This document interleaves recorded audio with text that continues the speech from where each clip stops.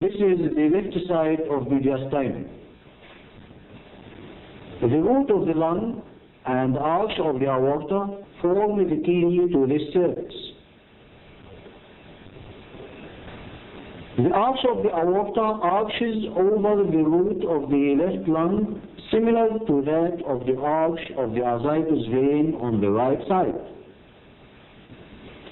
The arch is continued behind the root as the descending thoracic aorta.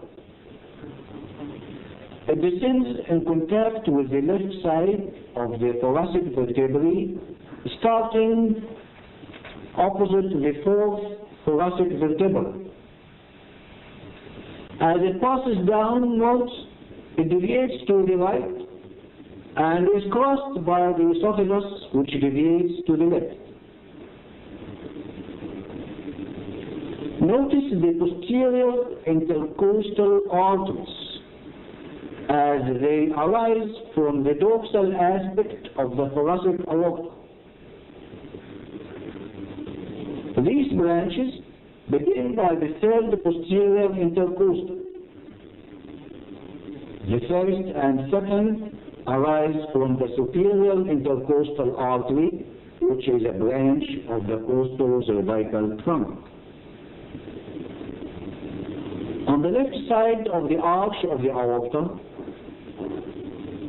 notice these important structures: the left vagus nerve, the left phrenic nerve,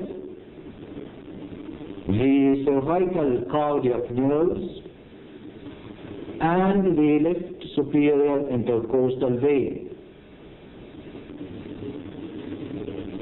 This is the left vagus nerve.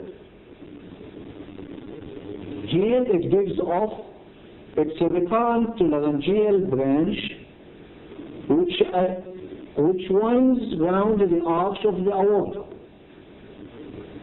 The vagus continues behind the root of the lung to reach the esophagus. This is the left phrenic nerve, running on the side of the arch of the aorta, but it passes anterior to the root of the lung. It is accompanied by the pericardiaco-phrenic artery. It continues on the pericardium opposite the left ventricle, then it pierces the diaphragm below. These are the cervical cardiac branches,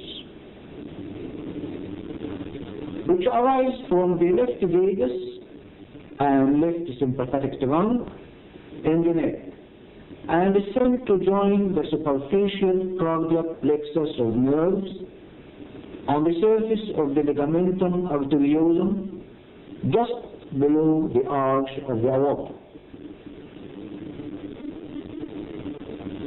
This is the left superior intercostal vein, ascending to end in the left brachiocephalic vein.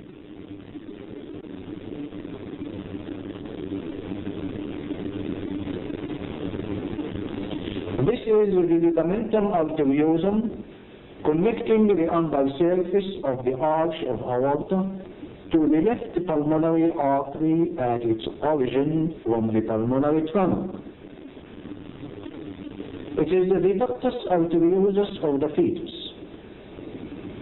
Notice the recurrent laryngeal nerve as it winds below this ligamentum arteriosum to ascend in the superior mediastinum between the trachea and the esophagus.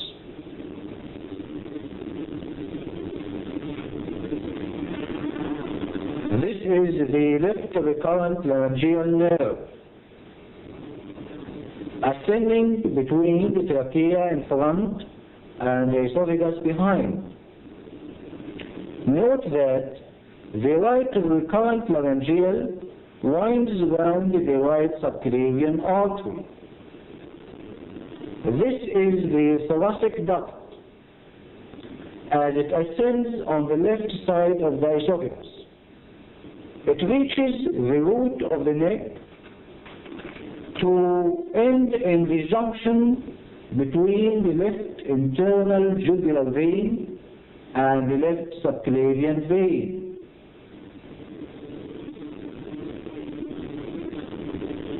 This is the left internal jugular vein, left subclavian, and this is the end of the thoracic duct.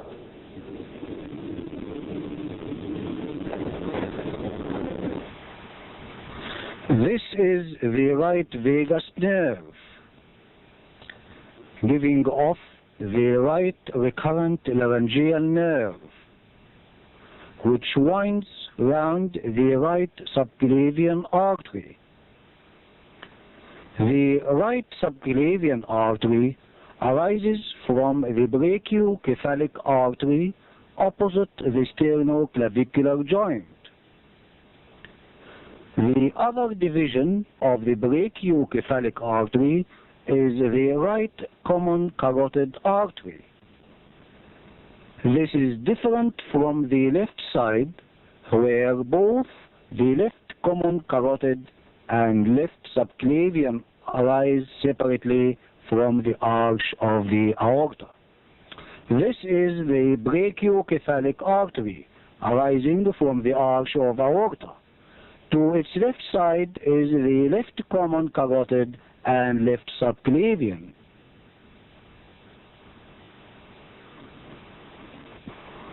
This is the left common carotid artery, and this is the left subclavian artery. And both lie on the left side of the trachea, separating it from the lung. In front of the origin of these three arteries lie the left brachiocephalic vein. This vein runs obliquely from left to right. It arises by the union of the left internal jugular vein and the left subclavian vein, and ends on the right side where it joins the right brachiocephalic vein to form the superior vena cava. It receives the inferior thyroid veins, which drain the isthmus of the thyroid gland. All these vessels lie in the superior mediastinum. They are covered by the thymus gland.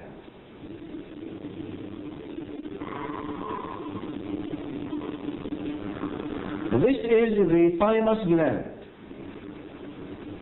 which is well developed in children than in adults.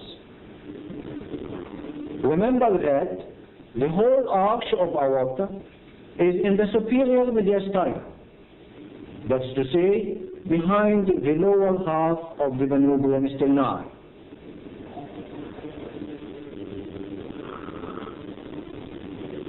Now, it is better to see the impressions of the left mediastinum on the left lung. This is the hilum of the left lung. As in the right lung, starts with the most posterior opening, which is the principal bronchus. The most anterior is the superior pulmonary vein.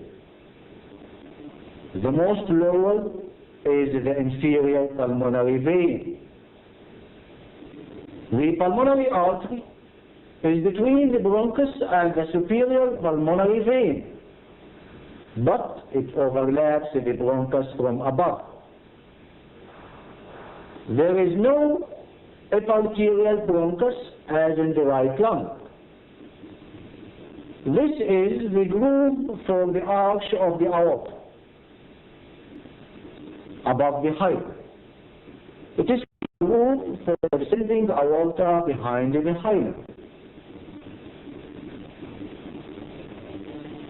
In front of the lowermost part of the groove for the aorta, there is an impression for the esophagus where it deviates to the left.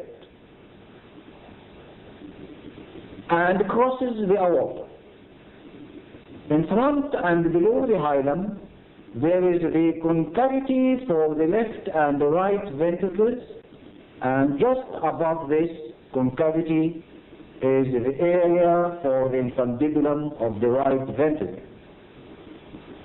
Just above the arch of the aorta is the area for the common carotid and left subclavian arteries, where they overlap the left side of the trachea.